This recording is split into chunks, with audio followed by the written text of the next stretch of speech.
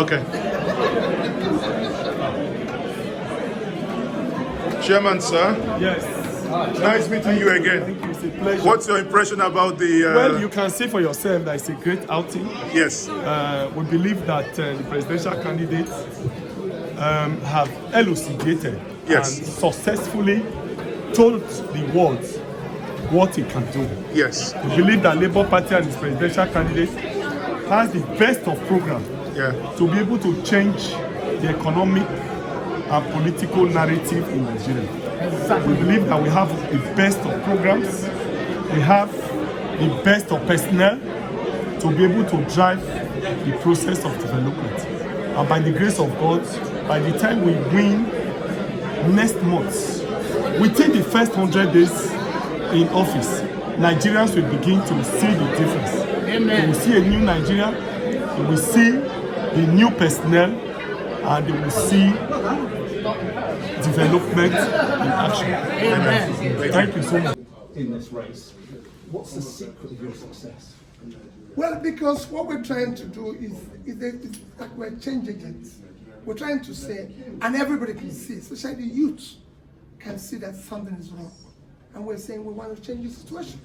The country cannot continue on this trajectory that leading to nowhere, that produced poverty, that impoverished the people, and everything contributed to joblessness, decision of the people and everything. So for us, they can see that we can change the situation. And that's what we're offering. We've seen candidates like you in the past, not as young as you perhaps, but who come here and made big promises and have big plans, and yet often it ends up the same, an administration mired in corruption. How can yours be different? You need to look at their background, their track record. If you look at the endorsement of the former president, Obasanjo, said, I'm doing so based on his track record of integrity. I've been able to serve where I was able to save government resources. I just said it when I'm talking. Nobody put a gun on my head and said, save $150 million. Nobody put a gun in my head and said, save 30 billion. What I left behind when I left office was about $500 million. That is inconceivable and never imagined in a country like that. And I did it on my own. So if you need to look at the record, so what I promised will be like what I promised in the past, and I delivered it. There are though questions about undeclared offshore companies you're alleged to have in the British Virgin Islands, and your campaign chief was convicted of money laundering. Are you different to all the predecessors, or are you as corrupt as they are? Well, you know, what you ask me now have been contested in court. I lived in the UK before I became governor. My family lived in the UK. I was a businessman between Nigeria and the UK. And in process of that business, I have built a reasonable portfolio where I have investments in various companies globally, have a house in London and everything. When I became governor, all those assets were put in a trust, which is a legitimate means of saving and generational fund transfer to my family.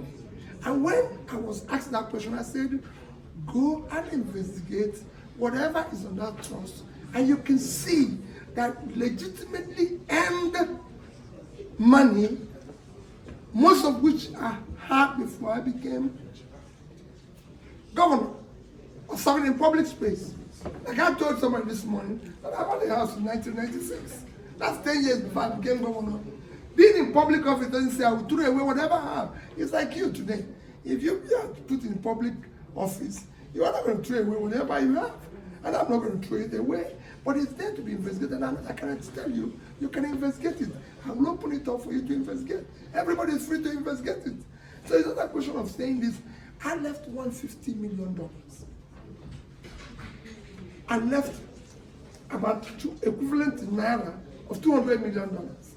Another $150 million invested. Nobody asked me.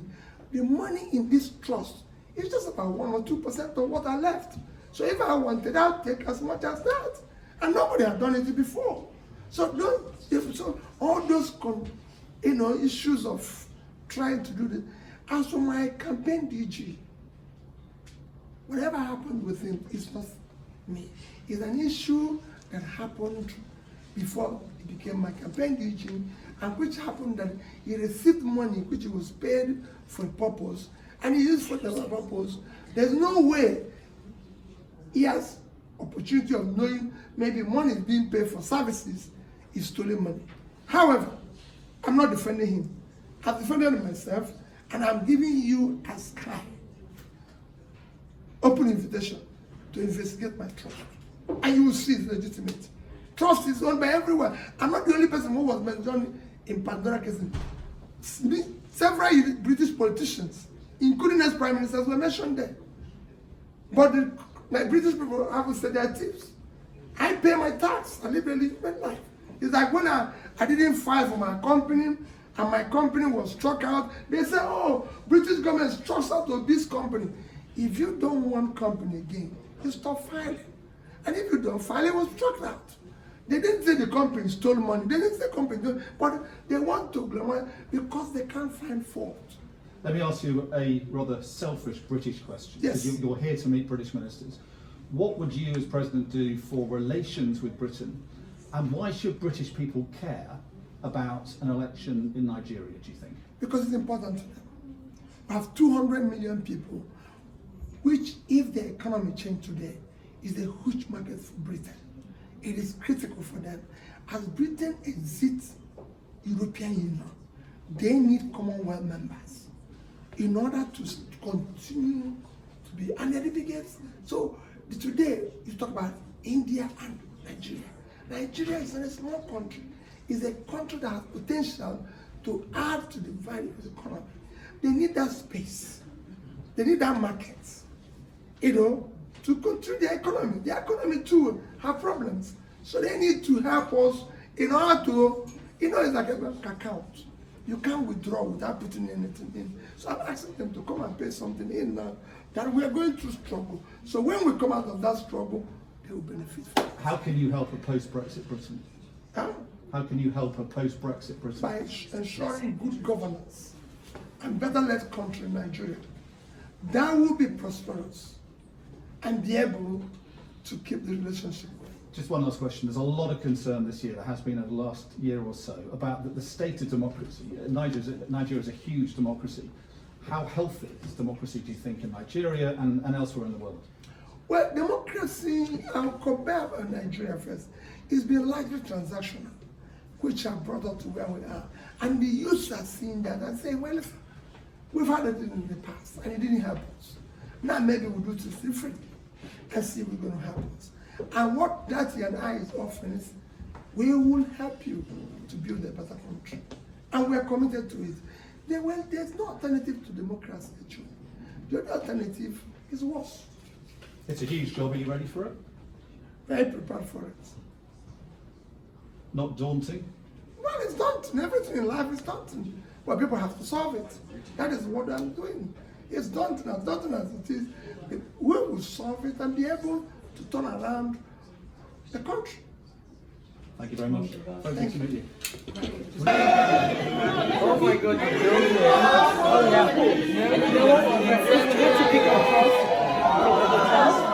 You must have to greet the people.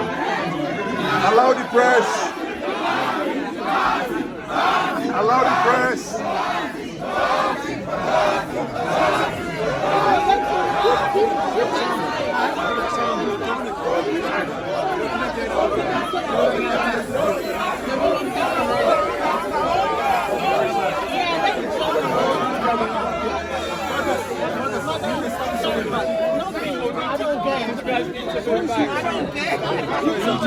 They're just pushing me from the back. Exactly. They're just pushing.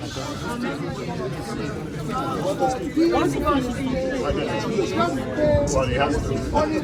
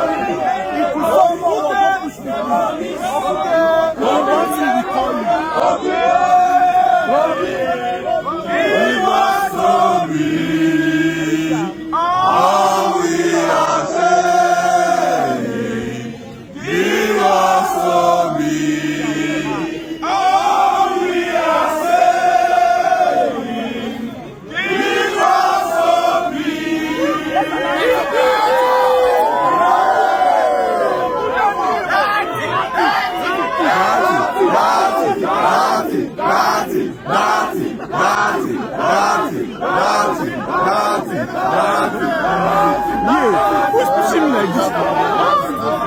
Obi-Datti, Obi-Datti, Obi-Datti, Obi-Datti, Obi-Datti,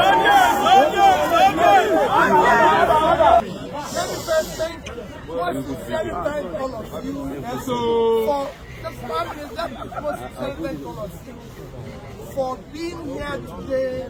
We just came on invitation of the Chatham House, and people always say, why Chatham House? This particular institution has become sort of our engaging to the world to show what we intend to offer. And to you in particular, what we say that the government we want to do requires sacrifice of all of us. We must build a better Nigeria. Very true. A productive Nigeria. One Nigeria where everyone and each of you hold your green passport. Know that if you have a problem, the Nigerian High Commission and the Nigerian embassies will deal with it. A Nigeria where you are treated as a second-hand citizen in the world. We belong to this world, and we will show that Nigeria is a great country.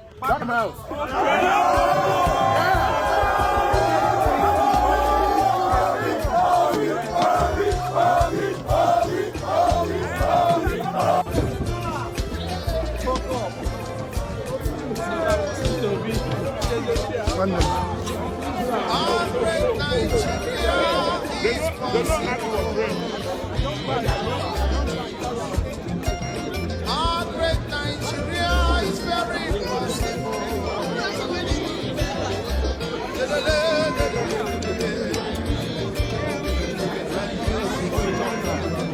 I've been looking for Reno. No, the guy, everybody see Reno.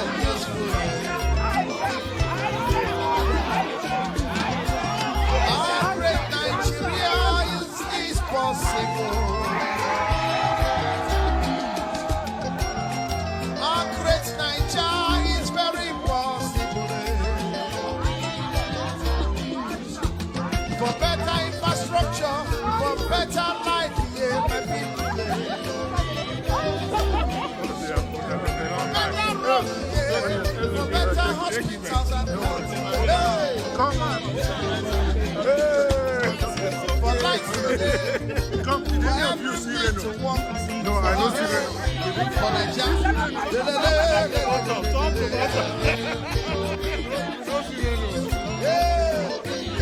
No more hunger. Did you see Reno? You can't come to them. Obi for better Nigeria. Obedient and useful. Obi, yeah. Obi, yeah. Obedient and useful. We need to. Oh, yeah, Obi. Okay. Everybody come out. He's coming. He's coming. Go. Go. He's going. Time to go in. Bye, everyone. La la la la la la la.